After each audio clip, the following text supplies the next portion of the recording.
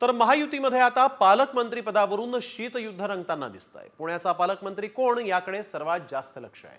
अजित पवार पुण्याचे पालकमंत्री होण्याची दाट शक्यता आहे, तर चंद्रकांत पाटील यांना कोणता जिल्हा मिळणार यावर पश्चिम महाराष्ट्रातली राजकीय गणितं अवलंबून आहे। गेल्या वेळेस पुण्याचं पालकमंत्री पद गेल्यावर चंद्रकांत पाटलांकडे सोलापूर आणि अमरावतीची जबाबदारी देण्यात आली होती। स्थानिक स्वराज्य संस्थांच्या निवडणुकांच्या पार्श्वभूमीवर पाटील यांच्याकडे मोठी जबाबदारी दिली जाऊ शकते, तर दुसरीकडे वाल्मिक कराड प्रकरणावरून धनंजय मुंडे हे टीकेचे धनी ठरलेले आहेत। धनंजय आणि पंकजा मुंडे या दोघाही भावा बहिणींना बीडचं पालकमंत्री पद देऊ नये अशी चर्चा आहे। पश्चिम महाराष्ट्रातील एका मंत्र्याला बीडच्या पालकमंत्रीपदाची जबाबदारी दिली जाणार आहे अशी दबक्या आवाजात चर्चा सुरू झाली आहे।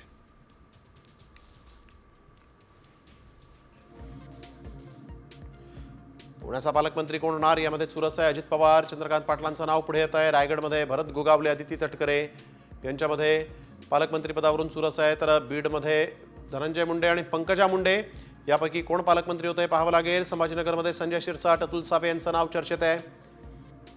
तसंच कोल्हापूरमध्ये प्रकाश आंबेडकर, हसन मुश्रीफ या दोघांपैकी कोण पालकमंत्री होतं हे पाहावं लागेल।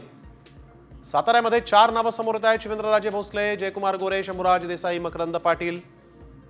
भाजपचे 2, शिवसेनेचा 1 आणि राष्ट्रवादी अजित पवार गटाचा 1।